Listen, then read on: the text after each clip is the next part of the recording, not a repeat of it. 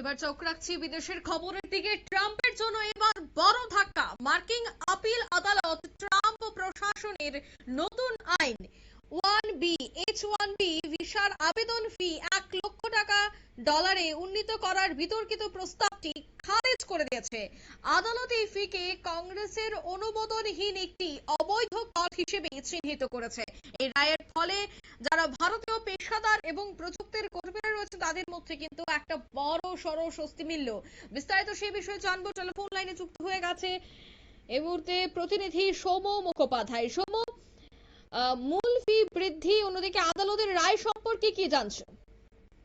দেখো, বিষয়টা হচ্ছে যে গত সেপ্টেম্বর মাসে রাতারাতি কংগ্রেসের অনুমোদন ছাড়াই যে H-1B ভিসা ছিল তার আবেদনের ফি $1 লক্ষ বাড়িয়ে দিয়েছিল, এবং এটার পরে কিন্তু আদালত বা অন্যান্য যে ফেডারেল সংস্থাগুলো আছে তাদের তরফ থেকে আপত্তি জানানো হয়েছিল এবং সেখানে মামলা হয়েছিল। একাধিক যে গভর্নর আছে বিভিন্ন স্টেট গুলোর, তাদের তরফ থেকে এর বিরুদ্ধে আইনি ব্যবস্থা নেওয়ারও একটা হুঁশিয়ারি দেওয়া হয়েছিল। তারপরেই কিন্তু ক্যালিফোর্নিয়া এবং আরো 19টা স্টেট তারা এই ফির বিরুদ্ধে আইনি চ্যালেঞ্জ জানায় এবং এই মামলাটা বোস্টনের US circuit court of appeal সেখানে 8ই জুন বাতিল হয়ে যায় অনৈতিক জানিয়ে।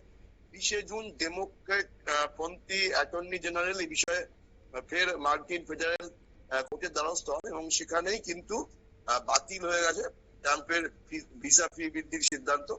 এবং এই বিষয়ে মার্কিন ফেডারেল কোর্ট পরিষ্কার জানিয়ে দিয়েছে যে বিদেশি কর্মীদের জন্য বা প্রবাসীদের জন্য যে H-1B ভিসার ফি $1 লক্ষ বাড়ানোর প্রস্তাব দেওয়া হয়েছিল প্রশাসনের তরফ থেকে, তা খারিজ করা হচ্ছে।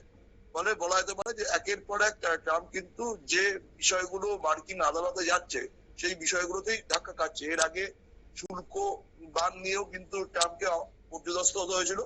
এবার কিন্তু H-1B ভিসার যে বৃদ্ধির প্রস্তাব, ফি বৃদ্ধির প্রস্তাব, সেই প্রস্তাবও কিন্তু আদালতে খারিজ হয়ে গেল এবং এর ফলে কিন্তু প্রবাসী ভারতীয় মহলে একটা খুশির হাওয়া। কারণ বিশ্বের সব থেকে বেশি আমেরিকায় যারা বসবাস করে বিদেশি কর্মী, তার মধ্যে ভারতীয় সংখ্যা সব থেকে বেশি এবং তার জন্যই কিন্তু প্রবাসী ভারতীয় মহলে একটা খুশির হাওয়া রয়েছে। পাশাপাশি যারা এই মামলাটা করেছিল যে এই ক্যালিফোর্নিয়া এবং 19টা স্টেট, তাদের যে মূলত দাবি ছিল যে ভারত বা অন্যান্য দেশ থেকে প্রবাসীরা যদি না আসে তাহলে একাডেমিক গবেষণা সহ বিভিন্ন কর্মক্ষেত্রে বা কলেজ বিশ্ববিদ্যালয়ে ক্ষতি হবে, সেই জায়গাটা কিন্তু সেই উদ্বেগ মুক্ত হলো তারা।